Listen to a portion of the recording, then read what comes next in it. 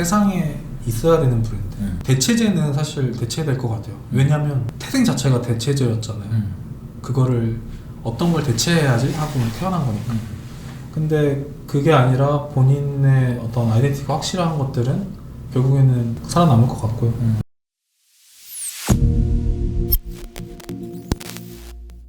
지금 이제 블랭크오프가 그렇게 시작이 되고 그 이후에 네이더스라는 의류 브랜드를 만드셨고 그 다음에 이제 슬로우 스테디 클럽이라는 편집 샵을 만드셨잖아요. 블랭크오프 같은 경우는 사실 뭐 가방 브랜드는 아니고 토탈 브랜드인데 아직 여전히 가방만 제대로 만들고 있지도 못하지만 근데 이제 제가 블랭크오프를 처음에 1번부터 10번까지 라인을 설계해놨었어요. 이제 1번이 이제 베이스가 되는 거고 2번이 이제 근데 뮤턴트라고 해서 어떻게 보면 돌연변이라는 단어를 써서 그게 약간 콜라보레이션 하는 것들을 뮤턴트 라인으로 써냈다. 그래서 총 이제 그렇게 뭐 3번 가구, 뭐 4번 크래프트, 5번 뭐 전자기기, 뭐 이런 전자기기도 블랙홀로 만들어야지, 뭐 그리고 화장품도 만들어야지, 뭐 이렇게 해서 건축도 이제 9번에 이제 아키텍처가 있고 퍼니처도 있고, 그럼 워낙 건축도 좋아하고 막 그렇게 가구 좋아하고 막 음악도 좋아하고 하니까 오브젝트도 있고 마지막이 결국 에듀케이션이었어요. 10번이. 그건 어떻게 보면 바우하우스라는 학교에서 영향을 받은 것 같아요. 되게 많이 이렇게 접목시키신 것 같네요. 뭔가 마르젤라의 그 번호, 넘버링과 그 다음에 이제 거기에서 본인이 하고 싶으신 그런 부분들과 되게 잘 그렇게 접목시켜서 저도 이런 내용들을 오늘 처음 듣는 거니까 근데 그 어린 나이에 벌써 그런 걸 생각했다니 그러니까 오늘은 굉장히 계속 놀람의 연속이에요. 우리가 안 지가 그렇게 오래됐지만 사실 이렇게 심도 있는 얘기를 막 엄청 많이 한 건 아니니까 되게 놀람의 연속이네요. 저도 하나의 그 여정이 블랭크오프가 어떻게 보면은 제 삶의 여정의 가이드라인인 것 같아요. 그래서 10번을 제가 얘기하는 거는 에듀케이션이 교육이 진짜 디자인이다 라는 생각이 들었어요. 그러니까 제가 결국엔 저랑 제 친구들이랑은 너무 이제 다른 삶을 살고 있어요. 제 친구들은 정말 그래도 좋은 회사를 다니고 있고 그렇긴 하고 하지만 이제 너무 생각도 다르고 만나면 사고방식이 다른 거예요. 근데 이게 제가 느꼈던 건 뭐냐면 제가 어떤 레일이 있다고 하는 공장에 제가 중간에 툭 튀어나온 불량품 같은 그래서 약간 그렇게 생각할 수 있죠. 잘못 약간 이상한 모양이 된 거예요. 뮤턴트네요. 네. 그래서 뮤턴트라는 말도 그게 저라고 생각이 들었어요. 그래서 이 과정이 다르니까 결국에는 결과가 다르네. 사람이라는 생각하는 과정도 달라졌네. 그래서 이 과정이 굉장히 중요하고 근데 그게 교육이겠구나. 그래서 저는 나중에는 결국에는 어떤 학교를 만들고 싶은 그러니까 그게 뭐 블랭크오프가 될 수도 있고 이름이 당연히 될 수 있겠지만 그런 좀 사고를 열어줄 수 있는 어떤 주입식 교육이 아닌 열린 사고를 받아줄 수 있는 교육을 하고 싶다는 생각이 들었었어요. 그러니까 제가 이것도 뭐 좀 저는 어떻게 보면은 그 레일에서 빠져나온 게 어떻게 보면 굉장히 추락되는 그런 아픔이기도 하지만 기회였다. 제가 그렇게 되지 않을 수 있었다. 기회였다. 라는 생각이 많이 들어요. 그래서 좋은 경험들을 많이 했다고 생각하는데 제가 아까 표현했던 것 중에서 학생에게 성적은 부와 명예다라고 했잖아요. 그 부가 어떻게 탑에서 바닥까지 찍어본 거죠. 그 경험에서 오는 약간 박탈감과 어떤 그런 것들을 느꼈었어요. 친구들도 좀 안 만날 때도 있고 연락도 안 받게 되고 그런 것들을 느끼면서 더 성숙해졌던 것 같아요. 그런 과정에서 내가 왜 어떤 걸 그러면 당당히 하는 거지? 그럼 나란 어떤 사람이 돼야 되는 거지? 그런 것들.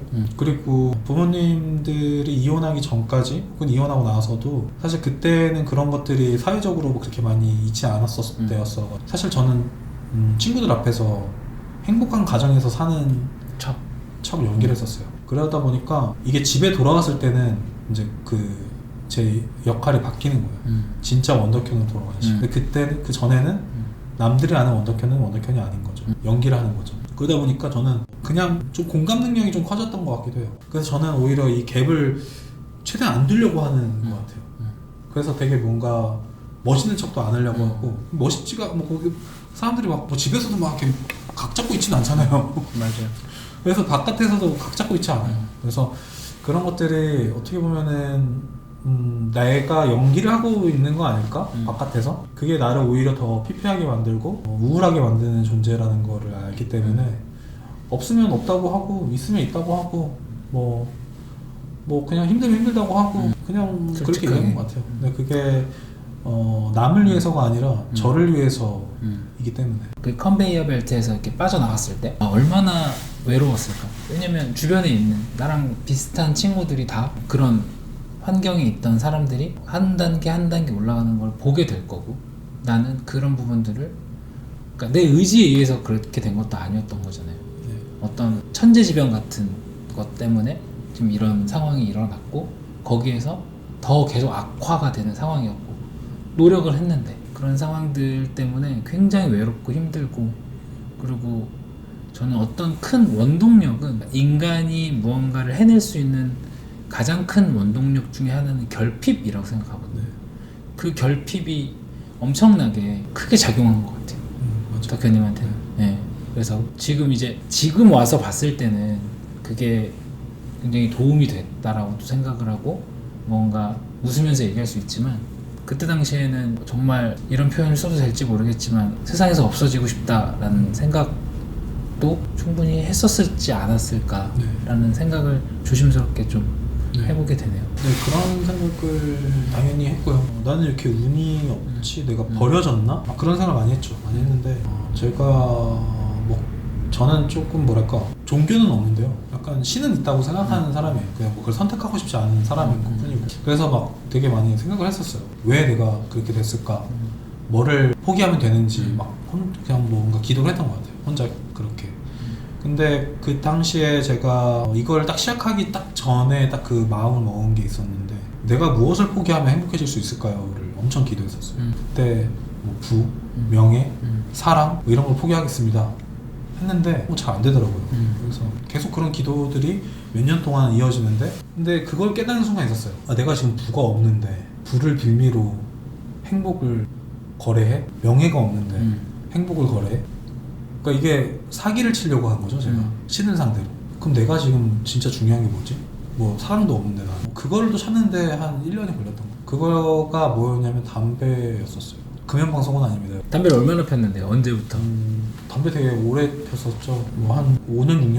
했던 것 같아요. 폈었는데 뭐 제가 이제 항상 말보르 레드를 폈었고, 하루에 2갑을 폈어. 줄담배를 기본으로 3개. 그래서 친구들이 이제 장난으로 한번 몇 개까지가 너의 한계인지 한번 해보자 해서 13개까지? 근데 이제 머리 아파서 그만둔 게 아니라 목말라서 그게 이제 13개? 근데 13개 이제 하게 된 것도 이제 친구들이 본인 담배를 주겠다고 해서 오케이, 난 너무 땡큐 해서 이제 했던 건데, 어리석은 행동이었던 것 같고, 그때 많이 뇌세포가 많이 죽었을 것 같아요. 그런 건 좀 모르겠어요. 저는 제가 담배를 많이 폈던 이유가 약간 나름의 약간 이상한 중이병 같은 걸 수도 있는데, 그런 게 너무 많아요. 중이병이 항상 지금도 중이병인 것 같아요.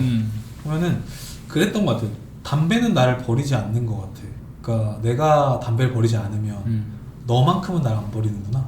그러니까 뭔가 세상이 날 다 버린 것 같은 느낌인데, 너는 내가 항상 외로울 때도 내 옆에 있고, 어떤 느낌인지, 즐거울 때도 내 옆에 있고, 내가 찾아주면 너가 항상 내 옆에 있네. 근데 그런 존재를 버린 거예요? 그게 존재가 처음에는 그게 내 소중한 존재인지 몰랐던 거죠. 그걸 깨닫는데 엄청 오래 걸렸고. 근데 그걸 가지고 이제 신과 거래를 했죠. 이걸 내가 안 피고 피면 내가 이제 더 이상 후회하지 않겠다. 거의 그 금단 현상이 그것도 거의 한 3개월 정도 집 밖을 못 나갔어요. 너무 어지러워서. 너무 이제 해롱해롱되고, 제가 원래 이제 담배를 계속 펴야 되던 이유가 그걸 펴야지 잠이 깨요. 안 그러면 니코틴이 들어가면서 뭔가 이게 활성화가 되나 보죠? 그래서 그게 3개월 동안 계속 몽롱한 상태로 있었어요. 집에서만. 밖에 못 나갔었어요. 그리고 나서 이제 니코틴이 다 해소가 된 상태였을 것 같기도 하고, 그게 뭔가 인체의 신비의 느낌인데, 어느 날 그냥 슬프지도 않는데 그냥 눈물이 막 그냥 이렇게 쏟아지는 거예요. 그러면서 뭔가 좀 유레카 같은 느낌? 생각이 전환이 막 이제 나도 할 수 있을 것 같다는 그냥 막연한 희망이 막 샘솟았던 것 같아요. 그럼 그렇게 힘들었던 순간, 네. 그리고 그걸 이겨낼 수 있었던 큰 이유가 뭔지. 매일 힘들긴 해요. 그래서 또 매일 행복하기도 하고요. 그러니까 그게 같은 것 같아요. 그러니까 힘든 것과 행복한 것이 크기가 같은 것 같아요. 그러니까 제가 예전에는 내가 1원짜리였으면 1원만큼의 불행이 있었던 것 같고요. 지금이 내가 100원이라고 하면 100원의 명암이 있는 것 같고, 그리고 500원짜리라고 하면 명과 명암. 500원짜리라고 제가 행복을 느낄 수 있다면 500원만큼의 어두움을 갖고 있다고 생각이 들어요. 그래서 그게 제가 성장하면 성장할수록 그만큼 행복하고 그만큼 불행해요 라고 말할 수 있을 것 같아서 매일이 행복하고 매일이 불행한 것 같아요. 그래서 어느 순간이 제일 불행했어 라고 한다면 아마 그때가 제일 행복했던 순간일지도 모르겠다. 그래서 저는 아직까지도 내일이 제일 불행했으면 좋겠어요. 그리고 내일이 더 행복했으면 좋겠고 그래서 계속 성장했으면 좋겠다라는 생각을 하고 있고요. 그런 사람적으로도 겉에는 10,000원이라고 써있고 뒷면에는 100원이라고 써있는 거는 위조지폐잖아요. 위조지폐도 아니지.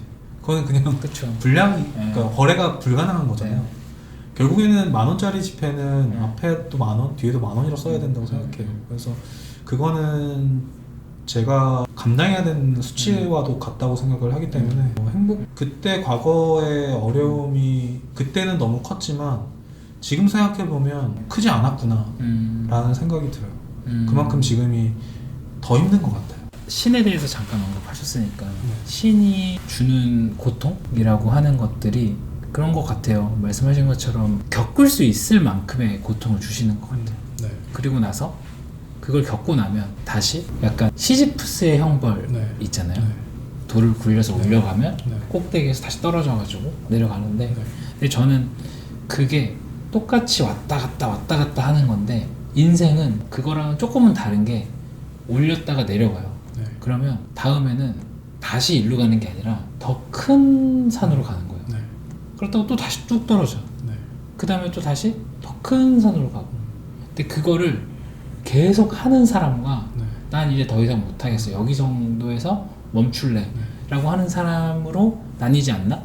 라는 생각을 해본 적은 있거든요. 약간 결이 비슷한 얘기인 것 같은데 근데 지금 말씀하신 부분에 있어서 내가 500원짜리 사람이면 그거에 대한 명과암이 있고 내가 행복한다라는 건 곧 불행하다라는 거고 불행하다라는 게 곧 행복하다라는 거다 라고 하는 부분에 대해서는 좀 다시 이렇게 좀 생각을 해보게 되는 부분들이 분명히 있는 것 같아요.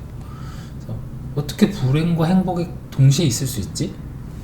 라는 생각? 근데 그게 또 굉장히 철학적으로 맞는 이야기인 것 같기도 하고 그런 힘들었던 순간을 이겨낼 수 있었던 힘은 굳이 있을 필요가 없었겠네요. 아니요. 그거는 경험이었던 것 같아요. 경험과 그걸 둘 다 경험이 있네요. 그 결국에는 제가 아까 말했다시피 조금 학창시절 때 뭔가 올라가 있었던 때 추락됐던 경험 근데 결국에 되게 반등했던 이 경험 이 추락과 반등했던 경험 두 가지를 하다 보니까 추락할 수도 있다라는 거를 항상 알고 있고요. 그리고 내가 포기하지 않으면 반등하고 할 수 있다는 것도 알고 있는 경험인 것 같아요. 근데 그게 어떤 환경이 뭔가 작용도 하지만 결국에는 본인이 선택하는 거가 중요하다라는 거를 그거를 그냥 너무 뻔한 말이거든요. 사실상 너무 똑같은 책에도 항상 나온 말이고 사실 이 얘기는 저는 항상 저희 직원들한테나 제 친구들이나 제 동생들한테 얘기할 때도 우리는 사실 이거를 미취학 아동기에 다 배웠다 알고 이소부화를 통해서 그냥 이미 다 알고 있는 얘기인데 이걸 안 믿는 거 아닌가 점점 커가면서 저는 그게 진짜라고 조금 경험을 하다 보니까 진짜로 계속 믿고 있고 지금도 믿고 있어요. 언제 가장 행복하고 그 기분을 유지하기 위해서 어떤 활동들을 이어나가는지 근데 약간 답이 된 것 같은데요. 그 기분을 유지하기 위해서 어떻게 하면 불행할 수 있을까? 근데 말이 불행할 수 있을까지 내가 접해보지 않은 새로운 걸 할 때 불행이라는 단어와 사실 힘들다는 단어가 사실 동일시 되는 건 아니잖아요. 그래서 거기에서의 살짝 저는 좀 애매함이 있는 것 같아요. 힘들다는 게 항상 불행하다라는 건 아닌 건데 꼭 어떻게 보면은 뭐 영어로 치면 unhappy와 hard 하드도 좀 힘든 거잖아요. 하드 좀 단단해지는 거기도 있으니까 좀 더 단단해지는 게 아닐까. 그 길을 선택하는 게 아닐까. 그러니까 꼭 unhappy는 아니라는 거잖아요. 그렇죠?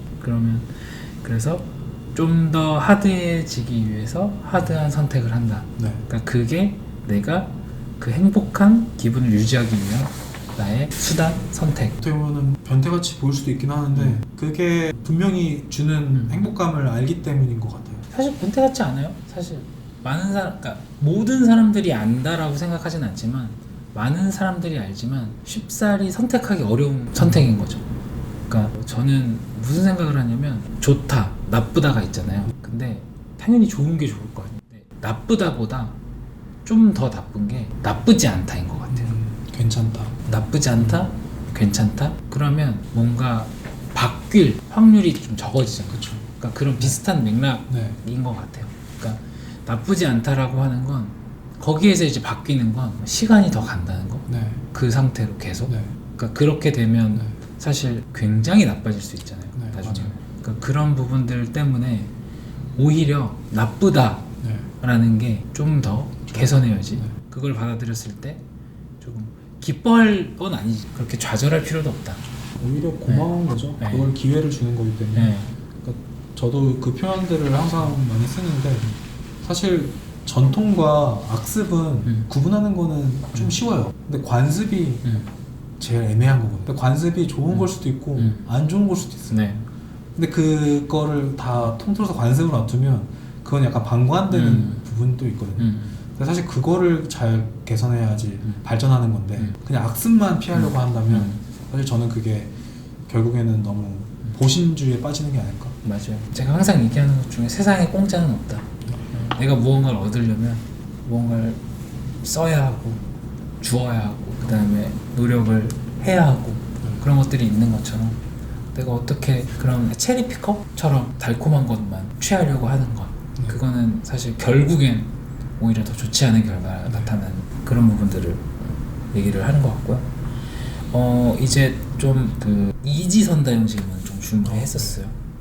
그래서 창업 관련해서 사실 이 채널이 이런 비즈니스를 하시고 브랜드를 운영하시고 그 다음에 어떤 사회에서 조금 영향력 혹은 누군가에게 인사이트를 줄 수 있는 분들과 대화를 좀 나누고 있는 건데 그때 그분들이 좀 지금 이제 무언가 새로 시작하시는 분들 아무래도 젊은 분들이 되겠죠. 거기에 기반된 질문들인데 창업 관련해서 지금 얘기를 들어보니 덕현님 같은 경우는 회사를 다녀보지 않으시고 창업을 하신 거잖아요. 회사를 다녀보고 시작하는 게 낫다라고 생각하세요? 아니면 그냥 바로 처음부터 덕현님처럼 진행하는 게 낫다라고 생각하세요? 두 가지를 경험해보지 못하잖아요. 모든 사람들은. 네. 가정이라는 게 그렇죠. 사실상 상상 속에 있는 네. 거기 때문에 네. 남들이 좀 더 표현하는 걸로 얘기를 하자면 결혼이랑 비슷할 것 같기도 해요. 그러니까 예를 들면 결혼 일찍 하는 게 좋아, 늦게 하는 게 좋아? 라고 한다면 못 모를 때 하는 게 좋다라고 하는 사람도 있을 거고 여러 사람 만나보고 하는 것도 좋다라고 하는 사람도 있을 거예요. 또 반대로 너무 빨리 하면 아직 기반이 안 잡혀서 그게 좋겠니? 그거 좀 위험해 라고 하는 사람도 있을 거고 너무 늦게 하면 그럼 너 결혼 안 할 걸? 라고 하는 사람도 있을 거예요. 그래서 그거는 두 가지 다 맞는 거기 때문에 본인의 어떤 성향과 그런 것들이 좀 기반돼야 될 것 같고요. 어떻게 보면은 좀 능동적으로 본인들이 하는 사람이라면 그리고 용기가 있는 사람이라면 근데 저는 사실 용기가 있고 뭐 그런 게 보다는 어쩔 수 없는 선택은 그거밖에 없었어요. 그랬기 때문에 그게 저는 운이었다고 생각해요. 네. 그리고 능동적으로 살아야만 했었어요. 결국 꿈이 그거였기 때문에 만약에 이거를 좀 사업적으로 접근한다면 아마도 저도 포기하지 않았을까? 전 이걸 사업이라 생각하지 않았고 어쩔 수 없이 해야 하는 그런 것 같았어요. 원덕현이라는 사람이 추락을 했고 되게 공부도 잘하고 이랬던 학생이 대학교도 못 가고 그랬는데 결국에는 안 좋게 살았대 라는 게 증명하고 싶지 않았어요. 그리고 부모님 이혼 과정에서 저렇게 되니까 다 저렇대. 그 사례로 남고 싶지 않았어요. 그래서 그렇지만 잘 됐대 라는 사례를 만들고 싶어서 그 마음이 계속 저를 버티게 하는 힘인 것 같아요. 그리고 그런 거기 때문에 제가 능동적으로 계속 살고 있는 것 같고 근데 그런 어떤 게 없었으면 포기할 수도 있을 것 같아요. 그래서 결코 쉬운 길이라고 말을 못 하겠어요. 왜냐면 저는 제 동생한테는 저처럼 살라고 얘기 안 하고 그런 걸로 봤을 때 추천하고 싶지는 않았습니다. 바로 처음에 시작하는 거야. 자, 그러면 두 번째는 운영에 관련된 거예요. 저희가 되게 좋아하는 단어 중에 장인정신이라는 단어가 있잖아요. 뭔가 알티산, 되게 디깅하고 뭔가 그거에 대한 진심을 갖고 하는 그 장인정신과 사실 조금은 반대되는 개념일 수 있는데 세일즈 위주인, 그러니까 세일즈 위주라고 표현해야 되는 게 맞는 건지는 모르겠으나 상인정신, 멀천트의 정신 둘 다 필요하잖아요. 굉장히 중요한 어떤 브랜드, 회사 영위해 나가기 위해서 어떤 게 좀 더 중요하다라고 생각하세요? 저는 그 정의 자체를 좀 달리 하고 싶긴 해요. 그러니까 어떻게 보면 저는 장인정신이라는 게 뭐지? 라고 물어보고 싶어요. 그러니까 오히려 머천다이징이라고 하는 건 대량 생산일 수 있겠죠. 어떻게 보면 또 단어적으로 보면. 근데 그게 대량 생산을 해서 진심이 담겨 있다면 저는 그것도 장인정신이라고 생각을 하거든요. 그러니까 어떻게 보면 직업에 저는 귀천이 없다고 생각하는 사람인데 일례로 사람들이 계속 예를 드는 걸로 따지자면 의사와 청소부가 있다라고 했을 때 저는 의사에 진심이 없고 돈에가 있다면 저는 장인정신이 없다고 생각해요. 그건 좋은 직업이 아니라고 생각해요. 또 반대로 청소부인데 정말 이거를 청소를 정말 내 사명감을 가지고 한다면 저는 이거 장인정신이라고 생각해요. 근데 아마 사람들이 봤을 때 청소부가 장인정신? 이렇게 말할 수도 있을 거예요. 의사? 장인정신 맞지? 라고 할 수도 있을 거예요. 하지만 저는 아니 그거는 그거의 기준에 없다고 생각해요. 그래서 어떤 김밥 한 줄을 싸더라도 장인정신일 수 있고 스테이크를 만들어도 저는 상인정신일 수 있다고 생각하기 때문에 그런 개념이라고 한다면 저는 사명감이 제일 중요하다고 생각해요. 사명감? 네. 사명감과 책임감? 그게 상인정신이든 장인정신이든 그거로 구분하고 싶진 않아요. 제가 사실 질문했던 의도는 예를 들어서 김밥을 싸는 분이에요. 네. 근데 그 분이 김밥과 스테이크가 아니라 김밥을 놔두고 김밥을 굉장히 장인처럼 많은 그런 일이 있을 수 있잖아요. 네. 김밥으로. 근데 그거를 장인처럼 했을 때 그거를 알아주는 사람이 생각보다 그렇게 많지 않을 수 있단 말이에요. 근데 이 김밥을 파는데 굉장히 장인스럽게 않지만 되게 상업적으로 무언가 다른 장치를 마련을 하던 어떻게 해서 이걸 되게 잘 팔아. 그러면 과연 물론 이제 장인정신으로 김밥을 싸는 사람들을 알고 그걸 알아주는 사람이 분명히 있죠. 네. 근데 그 두 개가 다 중요하잖아요. 네. 잘 파는 것도 중요하고 진심을 담아서 하는 것도 중요하고 그 둘 중에 아무래도 회사를 운영을 하시는 분이니까 상품을 제작도 하고 바잉도 하고 그러니까 이걸 전체적으로 해보신 분이니까 그래도 이게 조금은 더 나한테는 중요하다. 그렇게 본다면 장인정신인 것 같아요. 왜냐면 결국에는 마케팅이라는 것도 사실 본질이 있어야 마케팅을 한다고 생각하는데 아까 말씀하신 그 예로 들어봤을 때는 좀 그 본질은 조금 약하지만 그걸 좀 포장을 잘해서 좀 그걸 판다라고 보여진다라고 느껴졌거든요. 네네. 사실 뭐 저희 브랜드도 그렇고 저희가 바잉하는 브랜드도 그렇고 사실 그런 부분들이 좀 있는 브랜드들 본인 브랜드에 대한 책임감과 사명감 사실 그런 게 있기 때문에 아까 말했던 그분들도 마케팅을 하지만 그게 제품과 브랜드의 본질적인 거에서 시작하는 거지 그거를 위한 어떤 건 아니기 때문에 말씀하신 대로 장인정신이 더 많이 쏠려 있는 것 같습니다. 그 다음은 트렌드 관련해가지고 좀 한번 여쭤보고 싶어요. 트렌드에 조금 신경을 많이 쓰시는 편이세요? 아니면 그거에 대해서는 그렇게 크게 신경 쓰지 않는 편이세요? 크고 작음이 되게 주관적이라서 뭐라고 말하기 좀 어려울 것 같긴 하지만 트렌드를 보고 듣지만 그거를 액션으로 하기보다는 현재 그걸 인지하고 있다? 인지하고 그거를 나는 어떻게 풀어내야 될까? 나는 여기서 어떻게 행동을 해야 될까? 이걸 고민하는 것 같아요. 뭐 그거를 따라간다기보다는 어찌됐든 트렌드에 대한 항상 안테나는 켜져 있는 편이신 거네요. 업무 스타일에 관련해서 독고다이 스타일이 좋은 것 같으세요? 아니 본인이 백지장도 맡으면 낫다, 한 사람이라도 더 같이 하는 게 좋다. 그거는 저는 좀 직렬과 병렬을 병합하는 게 중요하다고 생각을 해요. 어쩔 때는 누군가 한 명이 이끌어가야 되는 게 더 방향성에 맞거나 더 좋은 결과물이 나오기도 하고 어떤 과정에서는 병렬로 해서 백신을 맞들어야지 같은 시간 안에 더 높은 퀄리티가 나오기도 하고 하기 때문에 그거는 좀 과정마다의 스텝마다의 좀 다를 것 같아요. 그래서 저는 그거를 조금 병행하는 편이에요.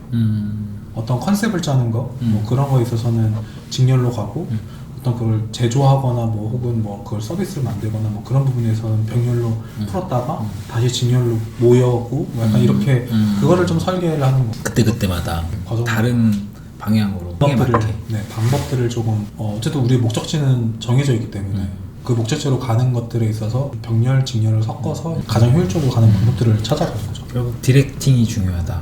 결국엔 큰 방향성을 잡고 여기서 어떻게 거기서 벗어나지 않도록 하고 효율적으로 갈 수 있는 방법들. 덕현님이 보시기에 어떤 브랜드가 지속적으로 살아남는 브랜드라고 생각하세요? 되게 어려운 질문인 것 같아요. 저는 제가 그냥 생각하기에는 네. 덕현님이 이미 대답을 많이 하셨다고 생각하거든요. 있어야 되는 브랜드가 살아남을 거라고 생각하거든요. 있어야 되는 브랜드가 살아납니다. 세상에 있어야 되는 브랜드. 그러니까 아마 뭔가 대체제는 사실 대체될 것 같아요. 왜냐하면 태생 자체가 대체제였잖아요. 그거를 어떤 걸 대체해야지 하고 태어난 거니까. 근데 그게 아니라 본인의 어떤 아이덴티티가 확실한 것들은 결국에는 살아남을 것 같고요. 근데 제가 요새 많이 어렵다고 얘기하는 표현은 뭐냐면 아까 말했던 마틴 마르젤라, 헬무트 레인, 라프 시몬스. 어쨌든 브랜드는 헬무트 레인도 있고 라프 시몬스 뭐 다 하고 있지만은 마르젤라는 이제 떠났고 너무 오래됐고요. 그리고 지금의 마르젤라는 사실 저는 마르젤라가 아니라고 생각을 해요. 그리고 헬무트 레인도 더 이상의 헬무트 레인은 아니라고 생각하고요. 그래도 라프 시몬스가 가장 저는 남아있는 3명 중에서 제일 그 밸런스를 잘 가져가는 사람이라고 생각했었어요.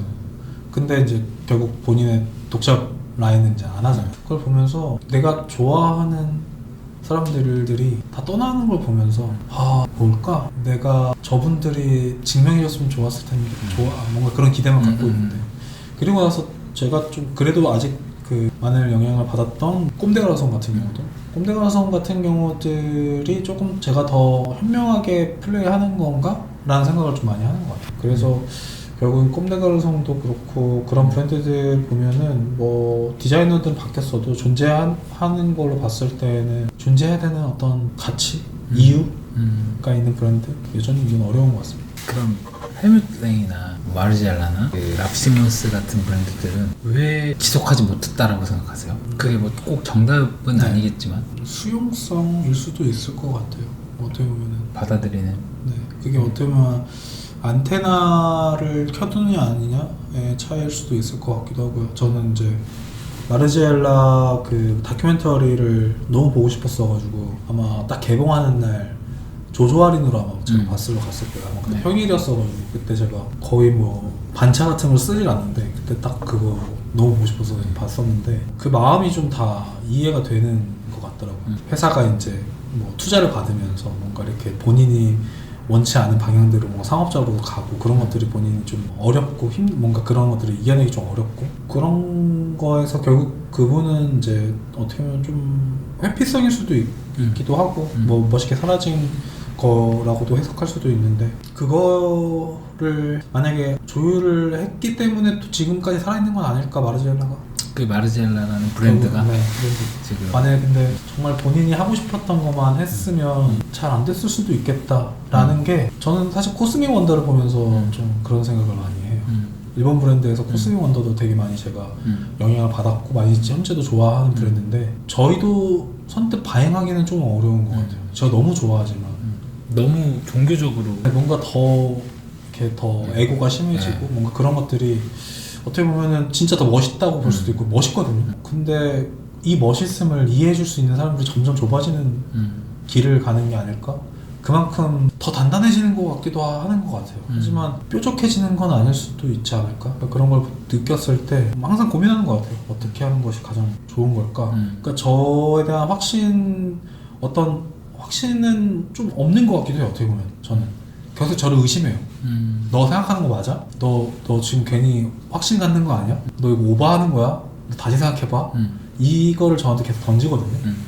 어떻게 보면 뭐 자신감이 없는 거 아니에요? 아니면 뭐 본인의 어떤 그런 신념이 좀 부족한 거 아니에요? 라고 할 수도 있겠지만 저는 그거를 너무 확정하는 순간 좀 위험해질 것 같다는 생각도 하는 편이기도 한 것 같아요. 그래서 어떤 목적의식이나 그런 것들은 분명하지만 저를 계속 의심해보고 저한테 계속 질문을 던지는 편인 것 같습니다. 마지막 질문입니다. 자신만의 브랜드를 꿈꾸는 사람들한테 해주고 싶은 이야기가 있다. 뭐라고 해야 되나? 하지 말라고 하고 싶네요. 왜요? 사업을 한다고 하면은 하라고 할 것 같고요. 자신만의 브랜드를 한다는 건 사업과는 좀 다르다라고 생각해요. 그래서 만약에 브랜드를 그냥 하나의 뭐 브랜드 이름을 거지고 뭐 사업하는 게 그 브랜드 아니에요 라고 한다면 저는 그건 브랜드가 아니라고 생각합니다. 브랜드는 자기의 인생이 결국에는 일치돼야 되는 거여서 일과 삶이 분리가 될 수가 없고 1, 2, 3이 되는 것 같아요. 일이 곧 삶이다. 네. 그 지금 브랜드를 하고 계신 네. 거죠. 그렇기 때문에 그거를 만약에 그걸 분리하고 싶은 사람들이라면 저는 하지 말라고 하고 싶고요.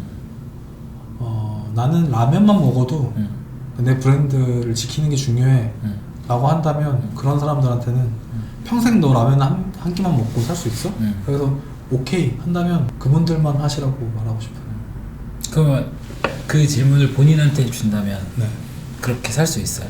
네, 저는 그렇게 살 수밖에 없는 사람이라는 거를 몇 년 전에 깨달은 것 같아요. 그러니까 처음에 이렇게 뭔가 회사가 좀 계속 성장되고 이렇게 그렇게 됐을 때 투자 제안들이 좀 몇 번 왔었어요. 한 몇 년 동안 있었었는데 처음에는 제가 거절한다고 생각했었어요. 근데 알고 보니까 제가 못하는 거더라고요. 안 파는 게 아니라 못 파는 거였어요. 못 판다는 얘기는 제가 봤을 때는 이게 저한테는 제 자신이기도 하고 내 아들 같은, 내 딸 같은 거여서 너 딸을 얼마야? 너 아들이 얼마야? 라고 했을 때 뭐라고 얘기해야 되지? 그런 생각이고요. 그리고 또 많이 생각을 해봤어요. 제가 이걸 팔고 이 정도 돈을 준다고 그러면은 대략 계산해보니까 평생 놀고 먹고 살 수 있는 돈이네? 아무것도 안 해도 되네? 라는 생각이 단순히 들었는데 근데 만약에 그 대가가 내 브랜드가 어떻게 운영돼도 내가 뭐라고 할 수 없는 거를 내가 죽을 때까지 지켜봐야 된다라고 했다면 근데 앞으로 내 인생이 지옥 아닌가? 그럼 내가 이 돈을 받고 남은 여생을 이 지옥에서 살 것인가? 라고 본다면 그러고 싶지 않았어요. 그래서 그 돈이 없고 그냥 제가 하고 싶은 대로 내가 좀 더 건강한 이 브랜드를 키우기 위해서 더 고민하는 부모가 가난하지만 더 좋은 부모가 되지 않을까? 라는 마음으로 하는 건데요. 네, 그런 생각이 들어서 저는 결국 못 판 거죠. 그리고 결국에는 제 자식들이 차라리 나를 부자 부모님한테 팔지 그랬어 라고 할 수도 있잖아요. 뭐 이 친구가 말을 못하지만 그런 말 안 듣기 위해서 더 성장하려고 노력해요. 결국엔 그런 마음 때문에 작은 브랜드가 큰 브랜드, 그러니까 큰이라고 표현하는 건 소위 말해서 대기업 이나 이런 브랜드들을 이길 수 있는, 그러니까 다윗과 골리앗의 싸움이라고 하잖아요. 거기서 다윗이 이길 수 있는 유일한 힘이 거기서 나온다고. 결국은 내 자식인데, 근데 대기업 분들은 훨씬 더 유능하고 소위 말해서 훌륭한 사람들이 많다라고 해도 내가 돈을 받고 일을 하는 작은 브랜드들은 내 아이가 지금 당장 너무 아프다고 배고프다고 우는데 내가 일하는 시간이 아니라고 해가지고 그런 게 없잖아요. 달래줘야 되고 계속 잠자다가도 깨워 일어나서 케어해줘야 돼. 근데 대기업은 내 브랜드는 그렇지 않잖아요. 그러니까 아픈 상태로 가는 거예요. 그러다 보면 결과는 물론 여기서도 잘 낮 시간에 잘 케어해서 점점 잘 가는 데들도 물론 있겠지만 상대적으로 유일하게 작은 브랜드가 큰 브랜드에 대항할 수 있고 가끔은 이길 수 있는 그 이유가 지금 덕현님이 얘기해 주신 그 이유가 아닐까 생각을 하고요. 브랜드를 하지 마라 라고 하는 건 좀 극단적인 얘기이긴 하지만 잘 알아들으셨으면 좋겠어요. 네. 명확하게 말해주는 게 더 맞지 않을까 싶어서요. 왜냐면 그 얘기는 사실 제 동생한테도 항상 하는 얘기거든요. 그게 너무 힘들기 때문에 브랜드는 하지 마라. 그리고 그냥 너 사업하고 넣고 그냥 팔고 편하게 살아. 저는 동생한테 그렇게 얘기하기 때문에 저는 그런 반대로 살고 있지만 그래서 정말 하지 말라고 하는 것 같아요. 정말 친한 동생들도 저한테 그런 조언을 구하면 그렇게 하지 마. 너무 힘들어. 근데 그런 조언을 구하는 친구들은 제가 너무 행복해 보이니까 그렇게 하는 거겠죠. 아까 얘기랑 똑같은 것 같아요. 그렇죠. 행복하지만 결국 그만큼 고단하다. 네. 알겠습니다. 오늘 이렇게 시간 내주셔서 감사합니다. 네,